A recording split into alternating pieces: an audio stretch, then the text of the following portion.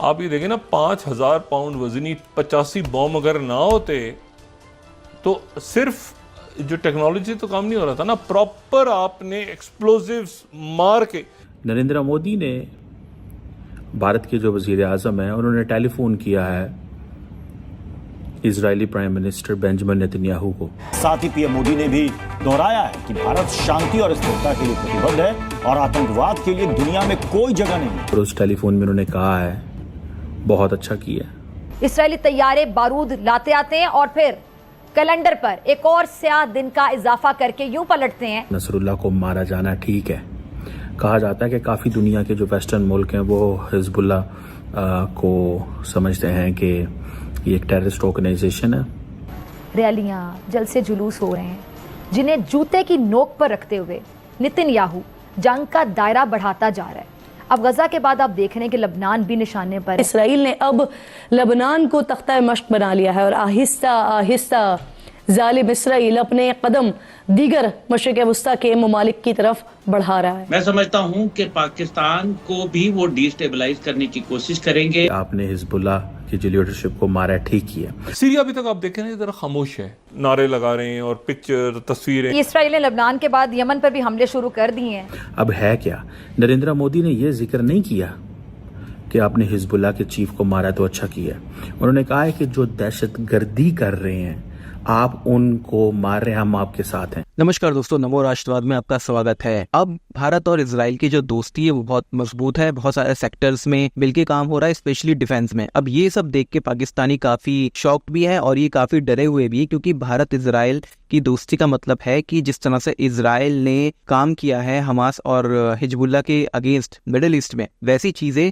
भारत भी कर सकता है। उसी तरह के ऑपरेशन भारत भी कर सकता है कश्मीर में और दूसरी जगहों पे पाकिस्तान के अगेंस्ट। तो पाकिस्तानी इस चीज को समझते हैं कि इस दोस्ती का मतलब क्या है और ये कितनी महंगी पड़ सकती है इनको, इसलिए पाकिस्तानी थोड़े डरे हुए हैं और इस चीज को लेके काफी शॉक भी है और अलर्ट भी है कि आखिर ये भारत इजराइल की दोस्ती डिफेंस के सेक्टर में कहां तक जा सकती है। तो इसके बारे में लोग डिस्कस कर रहे हैं। हम भी देखेंगे कि क्या भारत वाकई इजराइल की तरह के ऑपरेशन कर सकता है, जैसे इजराइल ने हमास और हिजबुल्लाह के अगेंस्ट किए, ऐसे ऑपरेशन पाकिस्तान के अगेंस्ट भी हो सकते हैं। आप इसके बारे में क्या सोचते हैं, कमेंट बॉक्स में जरूर लिखिए। वीडियो अच्छा लगे तो लाइक करें, शेयर करें, चैनल को सब्सक्राइब करें। आइए आगे बढ़ते हैं इस वीडियो में।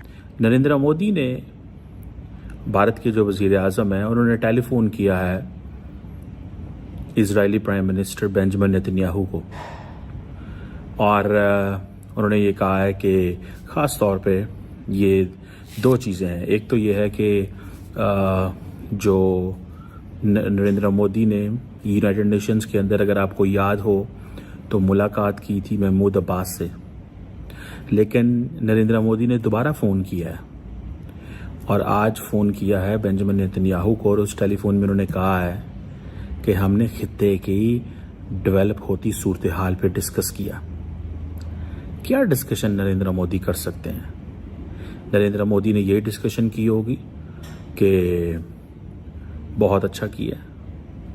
हसन नसरुल्लाह जो है वो ईरान के इस वक्त टॉप के सपोर्टर थे और अमेरिका और इजराइल की एक बड़ी जो गठजोड़ है, जो एक सपोर्ट है, अमेरिका कहता है और बहुत सारे और मुल्क कहते हैं कि भाई हसन नसरुल्लाह को मारा जाना ठीक है। कहा जाता है कि काफ़ी दुनिया के जो वेस्टर्न मुल्क हैं वो हिजबुल्लाह को समझते हैं कि ये एक टेररिस्ट ऑर्गेनाइजेशन है। इंडिया के अंदर मैं देख रहा था कि इंडिया के अंदर जो ईरान के और फ़लस्तीन के जो एम्बेसडर्स हैं वो एक कॉन्फ्रेंस में शरीक हुए हैं जहां पे हसन नसरुल्लाह जो है वो उसको जो टारगेट किया गया है उसको वो कंडेम कर रहे हैं। सो इट मीन्स कि भारत के अंदर एक डिवाइड नज़र आ रही है, सिचुएशन है कि हुकूमत जो है वो एक टेसिड सपोर्ट कर रही है या कंप्लीट सपोर्ट कर रही है इजराइल को, और कुछ एक हद तक आप समझ लें कि जो आपके एनालिस्ट हैं, मीडिया जो है वो कम्प्लीटली इजराइल की साइड ले रहा है और सपोर्ट कर रहा है। बेसिकली जब इंडिया इजराइल की साइड लेता है तो वो बेसिकली ये कह रहे होते हैं कि जो तुम इजराइल इस्लामिस्ट को टारगेट कर रहा है, इंडिया कह रहा है कि जो इस्लामिस्ट मिलिटेंट्स को टारगेट कर रहे हो वो ठीक कर रहे हो, हम तुम्हारे साथ हैं। और फिर वो घर में भी फैसला करते हैं कि हमें भी कश्मीर के अंदर उन इस्लामिस्ट को अटैक करना है जो भारत की फ़ौज और पुलिस पे हमले करते हैं। ठीक है जी। अब अगर देखा जाए तो ये एक इम्पॉर्टेंट डेवलपमेंट इस सेंस में कि आप सिंपली ये कह दें कि आपने हिजबुल्लाह की जो लीडरशिप को मारा है, ठीक किया। अब है क्या, नरेंद्र मोदी ने ये जिक्र नहीं किया कि आपने हिजबुल्लाह के चीफ को मारा तो अच्छा किया। उन्होंने कहा है कि जो दहशत गर्दी कर रहे हैं आप उनको मार रहे हैं, हम आपके साथ हैं। मतलब ये कि जो हिजबुल्लाह के चीफ को मारा है आपने ठीक किया। लेकिन याद रखें इंडिया के बहुत अच्छे ताल्लुकात हैं ईरान के साथ, और याद रखें हसन नसरुल्लाह का मारा जाना ईरान की कमर टूट गई है इससे। समझ आ रही है आपको बात को?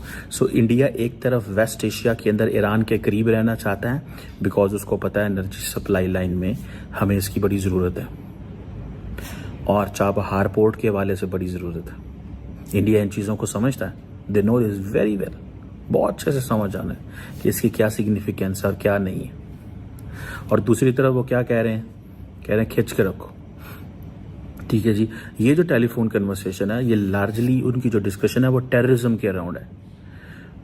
इंडिया की डेफिनेशन टेररिज्म की क्या है और नेतन्याहू की डेफिनेशन टेररिज्म की क्या है।